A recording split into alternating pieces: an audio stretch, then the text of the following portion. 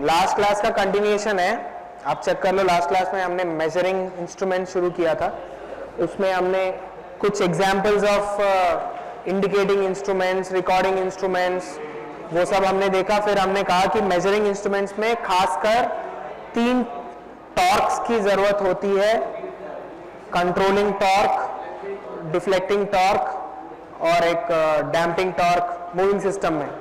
Moving system ये सब हमने पढ़ा है। उसके बाद हम अब टाइप्स ऑफ इंस्ट्रूमेंट्स देख रहे हैं, टाइप्स ऑफ मेजरिंग इंस्ट्रूमेंट्स। इसमें एक होता है मूविंग आयरन। देखो, मूविंग के बिना आपका कोई भी इंस्ट्रूमेंट नहीं होगा, क्योंकि हर इंस्ट्रूमेंट में आपको मूव करके इंडिकेट करने वाला एक सिस्टम चाहिए। तो खासकर सब में मूविंग का नाम होगा। देखिए, इसमें नहीं है बट इसमें भी मूविंग वाला होगा। मूविंग सिस्टम कंपलसरी है, ठीक है। तो मूविंग आयरन, इसमें एक आयरन पीस होगा जो मूव करके आपका रीडिंग या डिफ्लेक्शन बताएगा। इसमें मूविंग कॉइल, तो ये मूविंग आयरन टाइप होता है, एमसी टाइप बोलते हैं। ये moving coil, sorry moving iron MI type बोलते हैं, मूविंग कॉइल एमसी टाइप बोलते हैं। इसमें फिर एक परमानेंट मैग्नेट मूविंग कॉइल होता है और एक डायनामोमीटर टाइप, और इसको इलेक्ट्रोमैग्नेट भी बोलते हैं।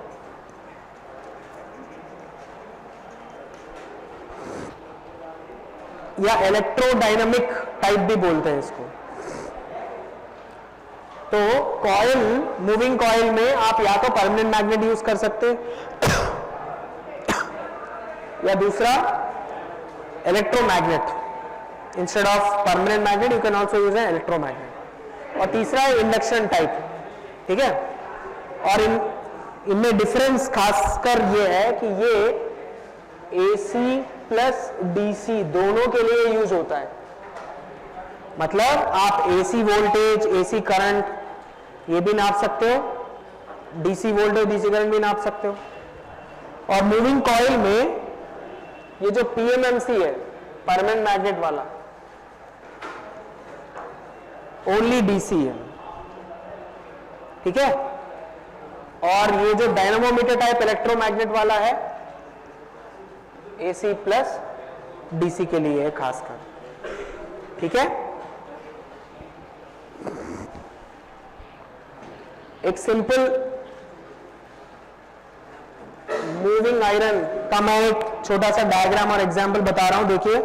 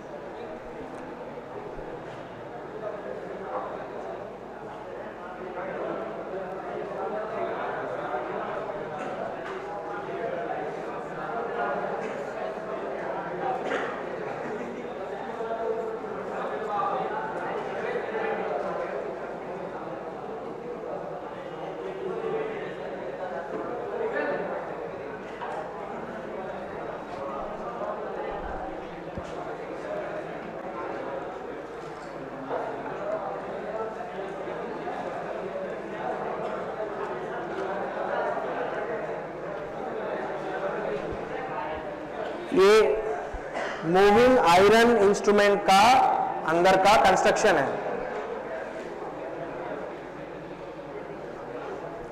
देखिए, मेजरिंग इंस्ट्रूमेंट्स क्या क्या नाप रहे हैं आप इससे, कौन से क्वांटिटीज, इलेक्ट्रिकल क्वांटिटीज, कौन से वोल्टेज, करंट, है ना।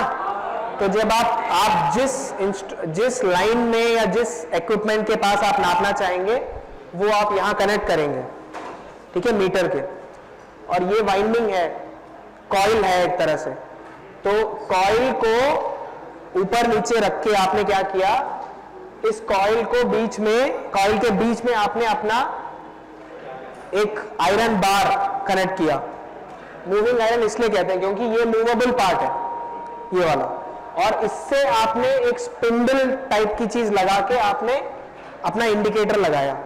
तो अगर ये ऊपर या नीचे होगा उसके हिसाब से आपका ये इंडिकेटर घूमेगा। तो इन दोनों के बीच में जो फील्ड है उसकी वजह से ये आयरन जो है मूव करके आपका इंडिकेशन बताएगा। तो इसमें सबसे पहले याद होगा आपको डिफ्लेक्टिंग टॉर्क चाहिए, उसके लिए आपका ये वाला काम आएगा। फिर उसके बाद कंट्रोलिंग टॉर्क, कंट्रोलिंग टॉर्क ये करेगा, ये एक वेट है एक्स्ट्रा, तो ये क्या करेगा, इसको कंट्रोल करेगा, मतलब ये जब चलने लगेगा तो कहीं ना कहीं ये वेट जो है ऑपोजिट कंट्रोल करेगा। और ये आपका डैम्पिंग वाला है, डैम्पिंग टॉर्क। याद होगा मैंने उस दिन एयर फ्रिक्शन डैम्पिंग बोला था, फिर एडी करंट, तो ये एयर फ्रिक्शन वाला डैम्पिंग है। तो this is a simple moving iron instrument, और वर्किंग भी यही होता है। ठीक है, मैं ऐसे लगातार सबका एक छोटा डायग्राम और उसका कुछ डिस्क्रिप्शन दे दूंगा। ये तो रब कर सकता हूं ना।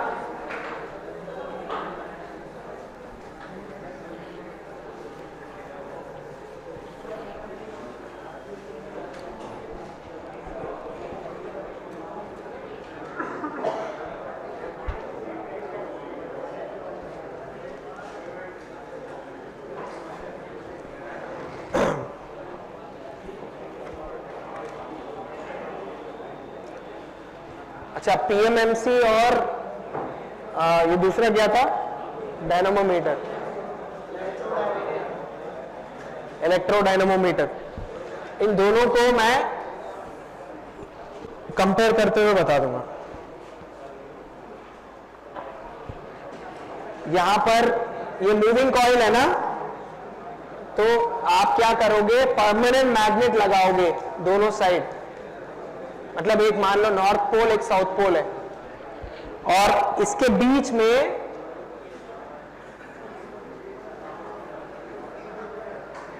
आप एक मूविंग कॉइल लगाओगे। ठीक है, और इस मूविंग कॉइल के इसको थोड़ा सा ऊपर लगा दो।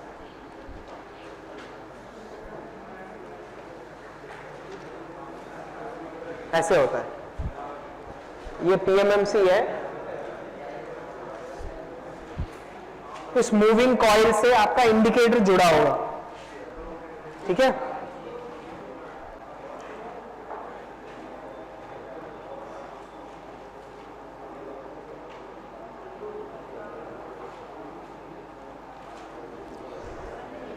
एक मूविंग कॉइल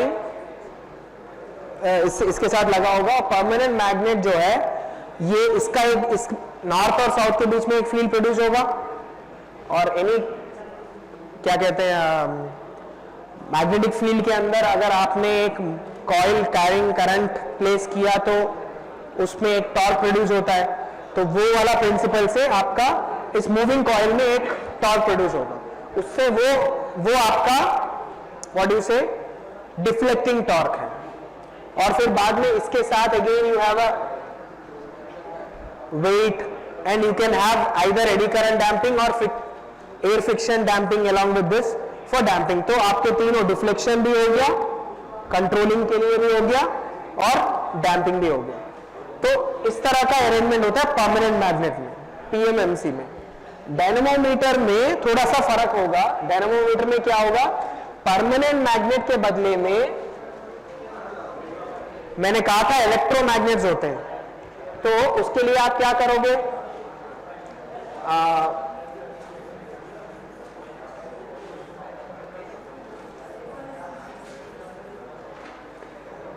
समझ में आया मैंने क्या किया, कॉइल से मैं मैग्नेट बना रहा हूं। This was a permanent magnet where coil की जरूरत नहीं है, सीधा सीधा आप एक मैग्नेट को लाकर रखते हो। यहां पर आप मैग्नेटिज्म बना रहे हो, आप मैग्नेट को बना रहे हो। कैसे बनाओगे, एक मैग्नेटिक बॉडी को लोगे और उसके ऊपर कॉइल वाइंड कर दोगे तो वो एक मैग्नेट बन जाएगा। तो you are trying to prepare an electromagnet in this. तो यू हैव टू कॉइल्स, एक तो ये वाला कॉइल हो गया जो मैग्नेट बनाने के लिए आपका काम आ रहा है ना, समझ रहे हो? तो इसको आप फिक्स्ड कॉइल बोल सकते हो, भाई ये तो मूव नहीं करेगा, ये मैग्नेटिज्म के लिए है, समझ गए? और ये बीच वाला कॉइल यही वाला कॉइल है, मैंने सिर्फ इसका रिप्रेजेंटेशन बदला है, ऐसे ही होता है यहां भी कॉइल, बट क्योंकि कॉइल को कॉइल के शेप में दिखाना था मैंने ऐसे दिखाया बस, और कुछ नहीं। तो इसको कहते हैं मैं मूविंग कॉइल, समझ गए? तो you have two coils now. इससे पहले यहां पर सिर्फ एक कॉइल था, यहां पर दोनों कॉइल्स हैं। कौन से? फिक्स्ड कॉइल और मूविंग कॉइल। और मैं इन दोनों को सीरीज में भी जोड़ सकता हूं, ऐसे टोटल बाहर निकाला, देखो मैंने क्या किया, यहां से सप्लाई दिया, ये मेरा फिक्स्ड कॉइल है, ये मेरा फिक्स्ड कॉइल है, फिक्स्ड कॉइल खत्म हो गया, फिर मैंने क्या किया, उसी को सीरीज में मूविंग कॉइल में ले गया, मूविंग कॉइल जो है मेरा बाहर टर्मिनल में आ गया। तो जो काम मैं यहां पर या इस कॉइल के पास मैं लगा रहा था, इनपुट मेरा जिसमें मैं लगाना चाह रहा हूं, जिसमें मैं मेजर करना चाह रहा हूं, वो मैं यहां पर यहां दिखाऊंगा, यहां लगाऊंगा। मीटर के दो टर्मिनल हो गए ये, ठीक है? तो अगर अलग अलग होते तो मेरे पास दो करंट्स होते, IF और IM। यहां पर सिर्फ IM है, यहां पर सिर्फ एक ही कॉइल है तो ओनली IM है, यहां पर दो कॉइल है तो IF भी है और IM भी है। यहां पर टॉर्क जो है प्रोपोर्शनल टू IM हो गया, और यहां पर torque T is directly proportional to IM into IF। और अगर दोनों सेम हो गए, सेम कैसे होंगे, मैंने अगर सीरीज में लगाया, if they are in series,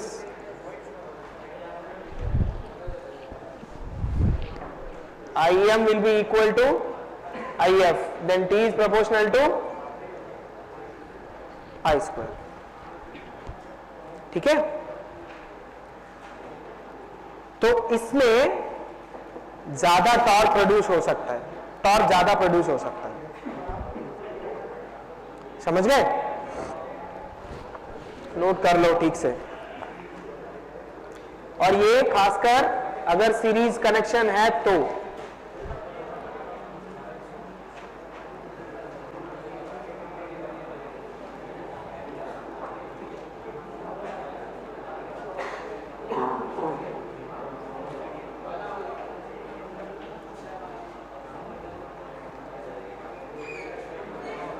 ठीक है?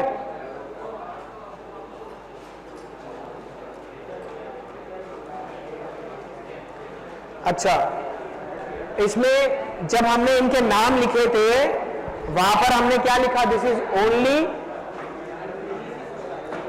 DC and this is AC और DC दोनों के लिए। ये क्यों है यहां पर आपको क्लियर हो जाएगा। देखिए यहां पर अगर आपका IM नेगेटिव हुआ तो टॉर्क क्या होगा, यहां पर आपका करंट नेगेटिव हुआ तो टॉर्क क्या होगा, नेगेटिव हो जाएगा। Positive current positive torque, negative current negative torque, तो दोनों जो है बैलेंस होकर जीरो हो जाएंगे। अगर AC आपने AC के लिए यूज किया तो half cycle positive half cycle negative, तो यहां का टॉर्क दोनों कैंसिल आउट होकर जीरो हो जाएगा। इसीलिए ये DC के लिए जो यूनिफॉर्म और यूनि डायरेक्शनल होता है उसके लिए, यहां पर AC के लिए भी आप यूज कर सकते हो। क्यों,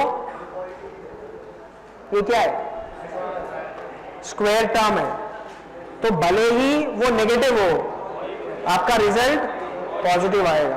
तो नेगेटिव वाला AC क्वालिटी को भी आप यहां पर नाप सकते हैं और टॉर्क जीरो नहीं होगा, समझ गए? यही खासियत है इसका।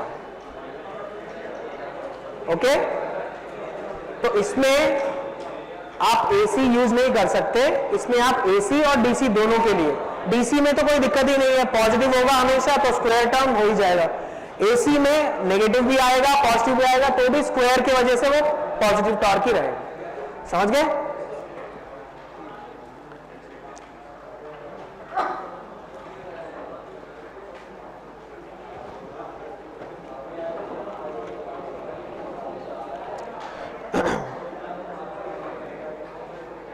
अच्छा,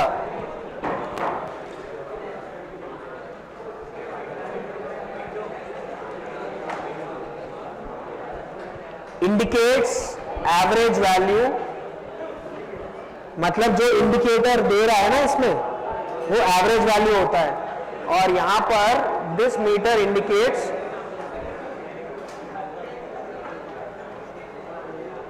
RMS value.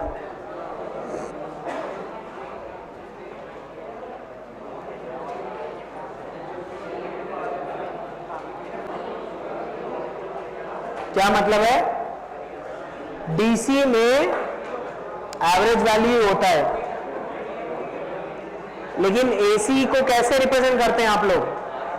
RMS first unit में आपने पढ़ा होगा, क्योंकि एसी क्वांटिटी कभी कांस्टेंट नहीं होता, लेकिन फिर भी आप अगर उसको रिप्रेजेंट करना चाहेंगे, उसका वैल्यू पता करना चाहेंगे तो आप आरएमएस वैल्यू यूज करते हैं, है ना?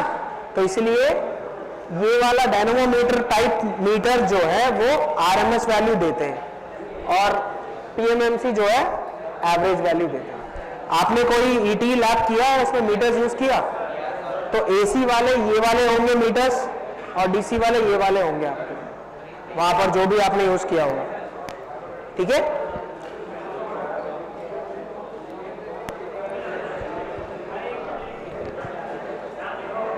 लिख लो।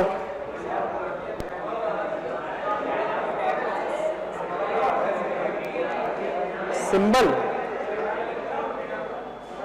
डायनामोमीटर टाइप, यहां पर बताया था क्या सिंबल्स? नहीं, बाकी किसी और का बताया, पीएमएमसी का या एमआई का? सिंबल सिंबल क्या बताया, दिखाओ।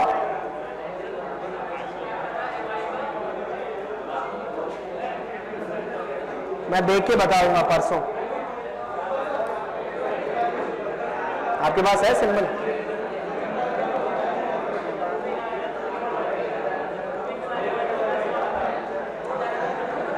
ऐसे ऊपर से?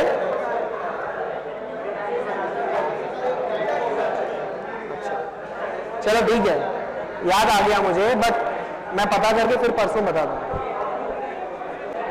हाँ, ये डिफरेंशिएशन होता है, मूविंग आयरन मूविंग कॉइल वाले अलग अलग और एसी और डीसी के भी अलग अलग, ये भी अलग अलग होते हैं।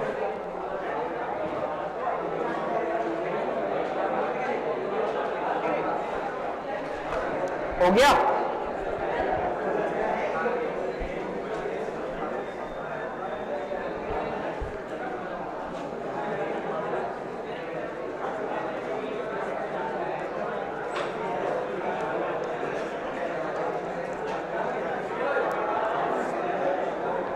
वॉट मीटर यूज किया है आप लोगों ने? किसके लिए होता है ये? Power measurement. इसमें एक चीज एक्स्ट्रा होगा इसमें, क्या? ये चीजें या तो ये वोल्ट मीटर या एमीटर है, ये वाले मीटर जो भी आपने यूज किया होगा, पीएमएमसी और डायनेमोमीटर वाले, ये या तो volt meter moving coil moving iron वाले सिर्फ या तो वोल्ट मीटर वाले होंगे या एमीटर वाले होंगे, लेकिन वॉट मीटर में आपको दोनों चाहिए हो। इज इट और नॉट? बिकॉज V इंटू आई से ही तो पावर आता है, तो वॉट मीटर में आपको दोनों चाहिए होगा। तो इसलिए यहां पर थोड़ा सा एक्स्ट्रा, मतलब डबल डबल कॉइल, दो कॉइल्स ऐसे होते हैं, तो इसमें 2 कॉइल्स फिक्स्ड मूविंग होंगे। वैसे इसका मैं डायग्राम आपने लैबोरेटरी में ड्रॉ किया होगा ना?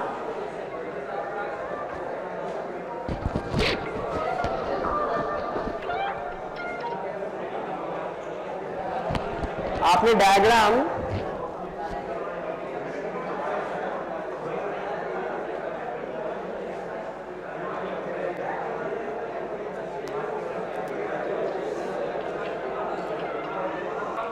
ये वाला कभी देखा है आपने अपने लैबोरेटरी के सर्किट डायग्राम में? हाँ, गोला बनेगा। ये वॉटमीटर होता है। किसी भी मतलब ये मान लो बल्ब है, फैन है या कोई भी लोड है, किसी भी लोड का पावर आप नाप सकते हो।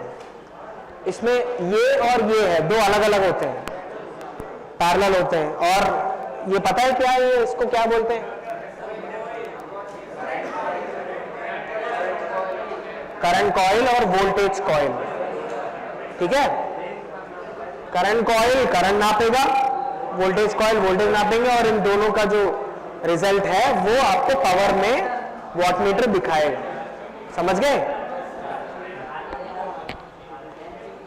तो ऐसे ही इसमें भी ये रब कर दो ना,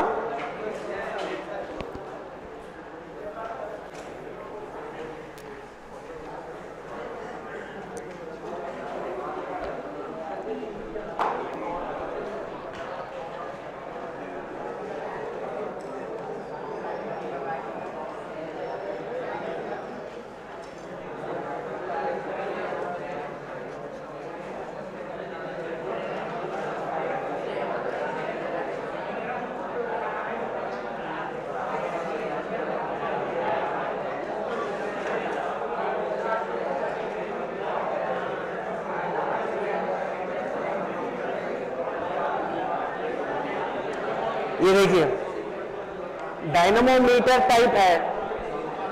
ठीक है, तो कुछ ये वाला डायनामोमीटर जैसा ही होगा ये भी, बिकॉज प्रिंसिपल वही है। देखिए इसमें भी फिक्स्ड कॉइल के बीच में एक मूविंग कॉइल, इसमें भी ये दोनों फिक्स्ड कॉइल है, सीरीज में लगे, और ये जाएगा लोड के पास, और इसके अक्रॉस इसी लाइन से आपने मूविंग कॉइल भी लगाया है। ठीक है, तो इसमें भी ऐसे ही था, और फिक्स्ड कॉइल के बीच में आपका मूविंग कॉइल लगेगा। और प्लीज याद रख लीजिए, यहां पर मैं इंडिकेटर नहीं दिखा रहा हूं, बट हमेशा इसमें और इसमें या इससे पहले वाले में मूविंग कॉइल के साथ आपका इंडिकेटर रहेगा। मैंने इंडिकेटर नहीं दिखाया आपको, यहां भी नहीं दिखाया, और वो पहले क्या है पीएमएमसी, उसमें भी नहीं दिखाया, बट मूविंग कॉइल के साथ एक इंडिकेटर रहेगा, क्योंकि मूविंग कॉइल इसलिए मूव करता है कि इंडिकेटर भी उसके साथ मूव करे। Moving coil is the base of moving system. समझ गए? तो मूविंग कॉइल से मूविंग सिस्टम चेंज होगा और इंडिकेटर भी चेंज होगा। तो ये आपका ये लोड हो गया, और ये एफसी फिक्स्ड कॉइल, ये भी फिक्स्ड कॉइल, और ये मूविंग कॉइल, और ये सीरीज रेजिस्टेंस हो गया, सीरीज रेजिस्टेंस। ठीक है,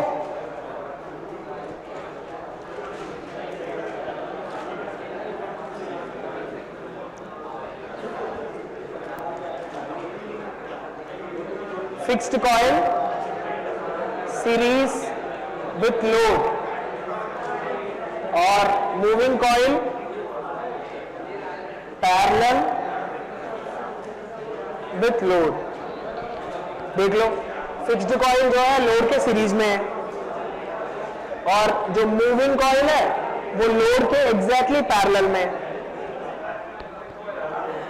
ठीक है, वही लिखा मैंने वहां पर। और इस मूविंग कॉइल के साथ में आपका मूविंग इंडिकेटर होगा।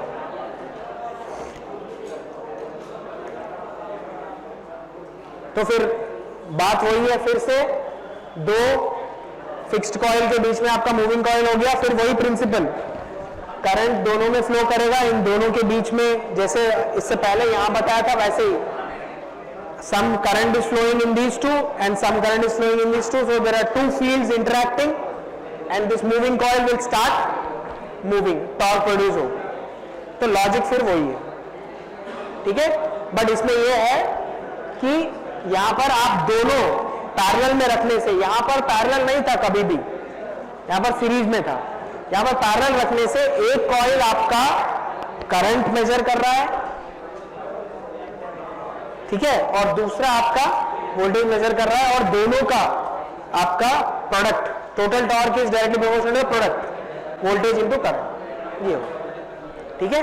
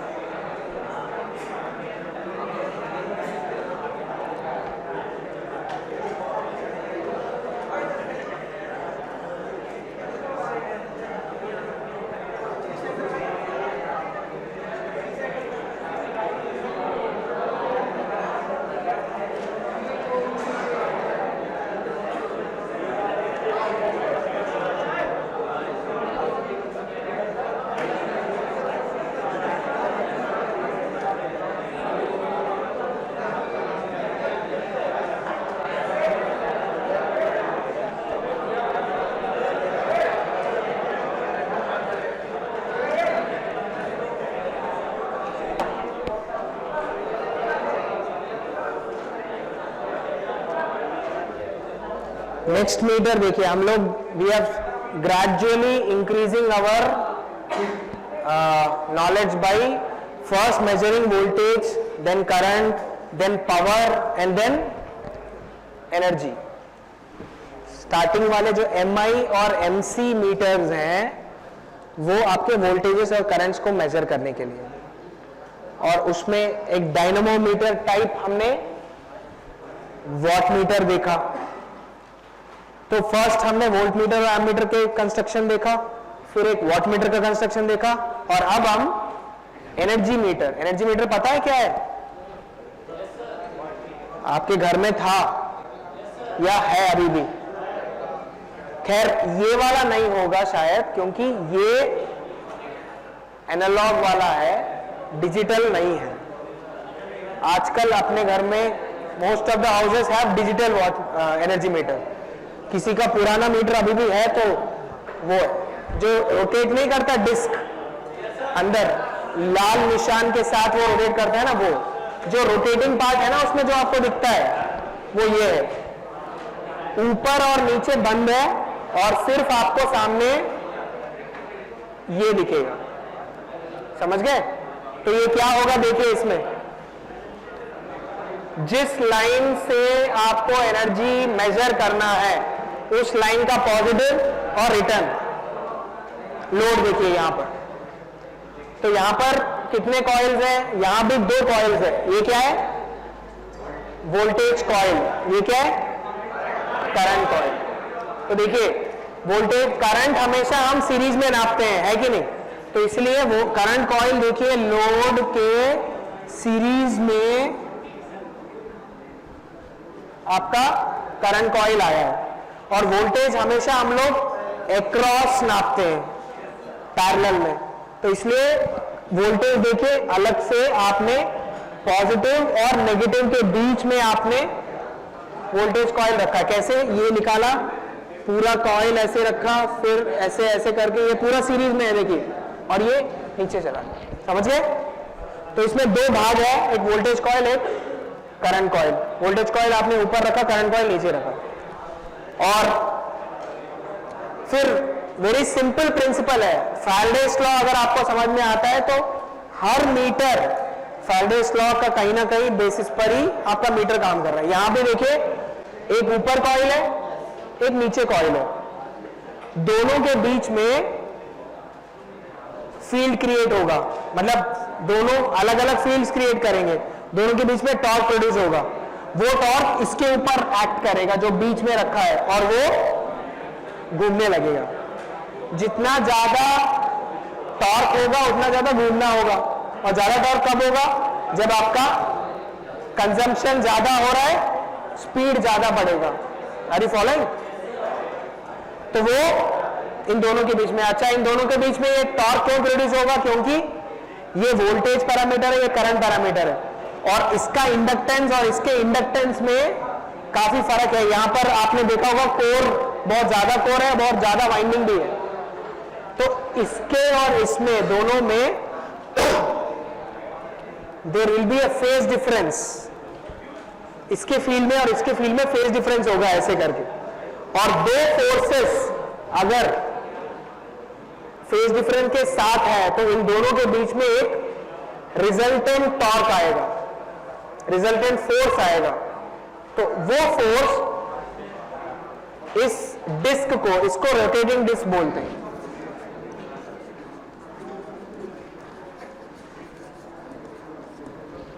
ठीक है, रोटेटिंग डिस्क। ये डिस्क फिर घूमना शुरू कर देगा। अगर करंट ही नहीं है, आप लोग कुछ कंजम्पशन ही नहीं कर रहे हैं, तो क्या होगा?